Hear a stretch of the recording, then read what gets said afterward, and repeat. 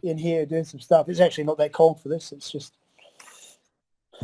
flattens their head down before I go out and start carrying on.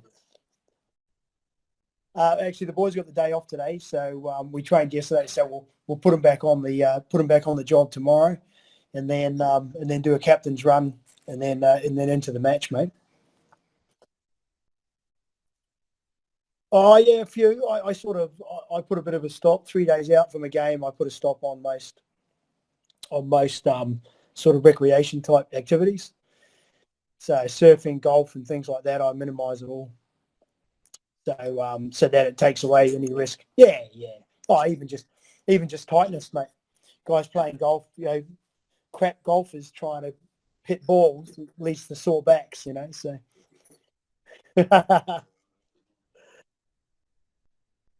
No, that's right. You're looking tired there, son. Did you go to bed early last night? Did you get a full sleep? Hey? 10.5. Well, that's great, mate. You're going to grow. If I were going today, you make sure you get to a wall and put up the height marker. You start jumping on that at least a couple of times a week now. You're going to see something. All right? Fire those questions at me again.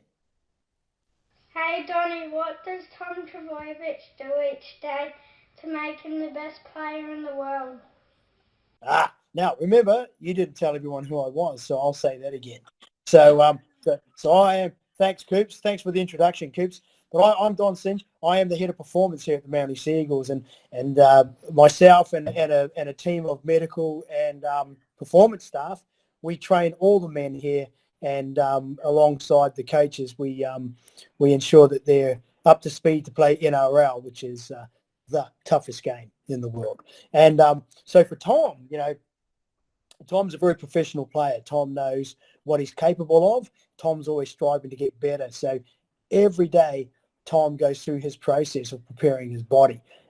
So the first thing is Tom gets plenty of sleep, because he knows that if he wants to grow or he wants to be strong or he wants to produce efforts or energy, he's got to be fresh. So he's very good for sleep. He gets a minimum of 8 hours a night. So he'll have a process where he goes in and makes sure that he's ready to go to sleep at a certain time and then get up nice and early, because the first thing he's going to do in the morning is have his breakfast.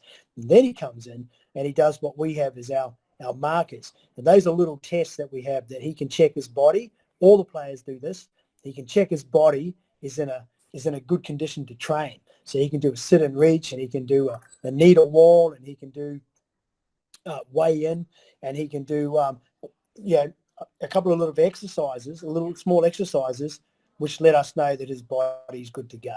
And then he's going to go in with the coaches, and he's going to find out exactly tactically what's required of him for the day. And then we're all going to go out in the field, and we're going to execute that training session. So he has a good warm-up, and his body's ready to go for all the drills, and then we're going to push him up to a level of fitness.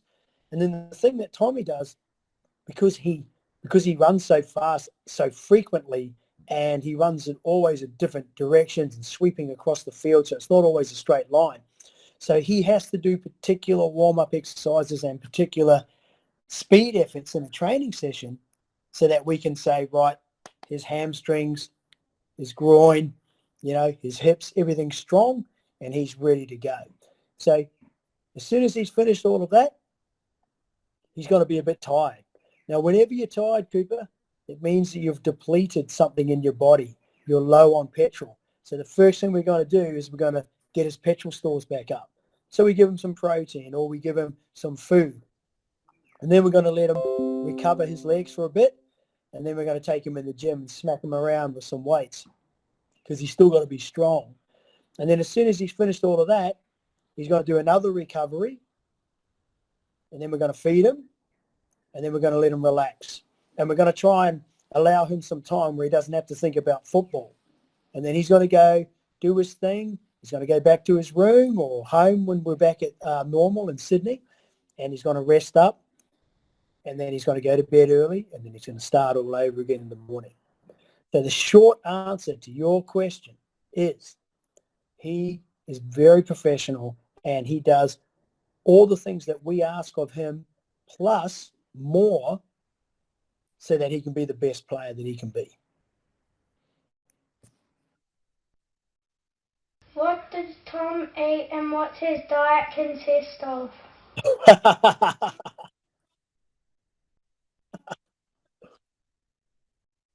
Okay, so yeah, Tom does. He eats a lot. Tom eats about probably in meals he'll eat five bits of solid food through the day. Plus we give him a couple of what we call supplements, which help his system come up. Because remember what I said to you?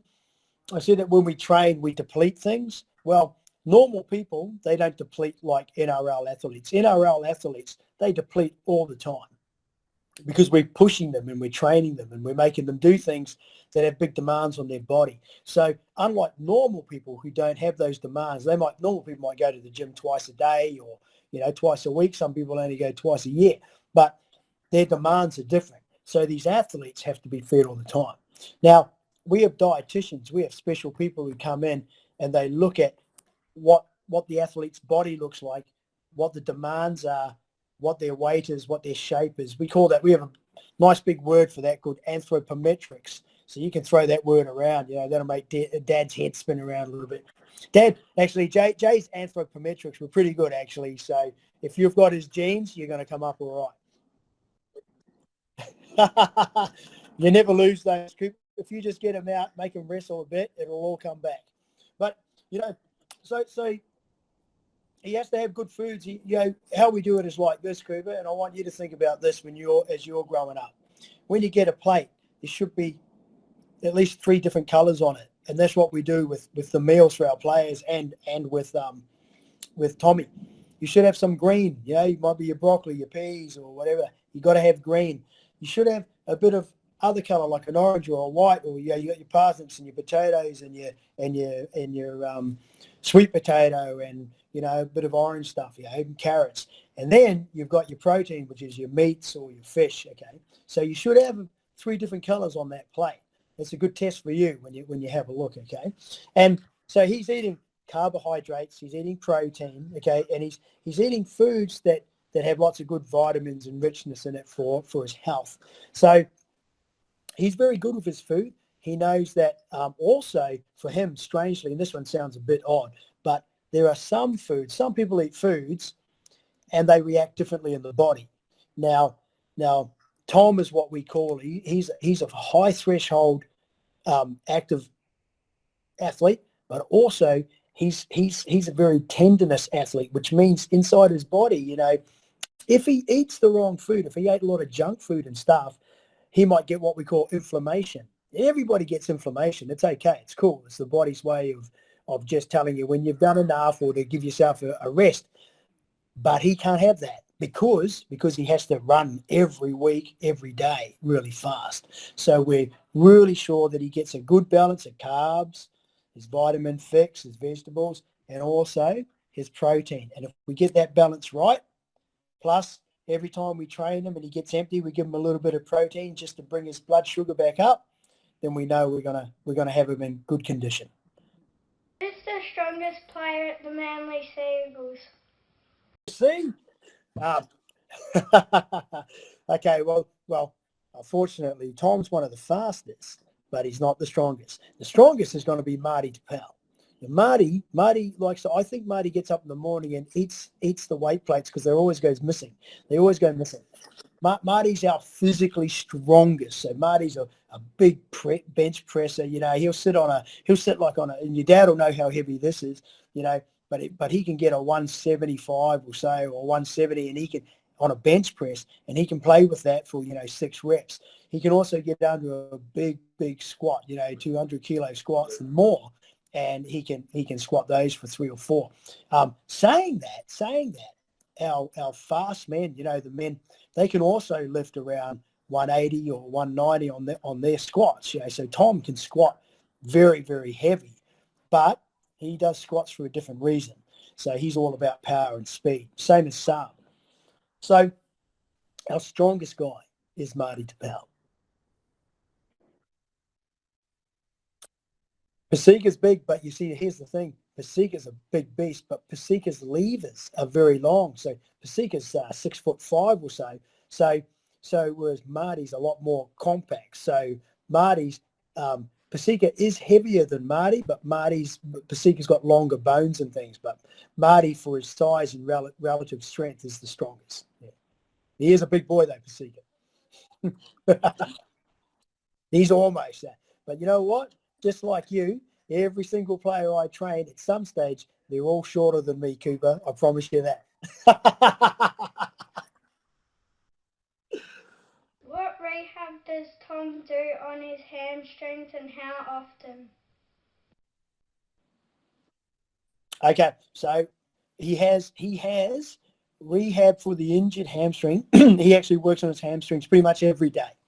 And the rehab comes after an injury. But what Tom does is he has this thing called prehab, which is before we train. And he spends a lot of time doing on specific days, he does really heavy hamstring exercises. And then on other days, he does light, fast ones. But he's always got special exercises in his warm-up so that he can put his hamstrings through a different range and force of movement that the other players come to, because the demands on his hamstrings are so high. So every single day we work out exactly what Tom has to do so that we can get what's needed in the game, because we know exactly what he does in the game because we put a GPS on him. We know how fast he runs. We know how many accel decels he makes. We know how frequently he runs. We know how long he runs at a high speed. We know everything about it, and we know what his very top speed was. And over all the games, we can work out what the normal amount is. And so every time we train, we prepare him for that. So the answer to your question is that we prehab and rehab his hamstrings every day. Even on his day off, he has little exercises he does at home. But he's very professional. He doesn't miss any of it, and you can see the results on the field. What are Tom's goals for the year? Tom's goals for the year? Well, Tom's a pretty clever guy. So Tom is actually at university and he's finishing a degree. Now, Tom spends time when he's not training and not playing football, he spends time in his room studying, because he knows it's really important to have his mind working on other things other than football. Otherwise, he doesn't believe that he's growing. And good athletes, and athletes that want to have a bit of longevity in the game and they want to have good, long, strong careers, plus challenge themselves all the time, they either work or they study or they teach, but they're doing something away from football, and that makes them really complete as people and gives them other challenges. So his real goal, I can tell you right now, today, if you were to ask Tom, what's your aspiration and goal? His goal is to beat the Roosters on Friday night. That's what his immediate goal is. His bigger goal in life is to finish his degree, be a really successful football player, but he's a very nice person too. He's a good person. So I reckon one of his goals that he practices is being a decent person, and I think that's the main thing that he wants to be in his life. Like his brother Jake, like his brother Ben, I'm sure his brother Luke is too, and I definitely know his mum and dad are great people. So, even the dogs, he's got a staffy. Even they're friendly. So, I think that's what his goals are. Have you? I got a staffy too. What's your staffy's name? Jesse. Yeah. Well, I've got one called Axel. He thinks he's a Labrador. He likes to eat too much, but you know what? That's just part of the. He thinks he's a Labrador.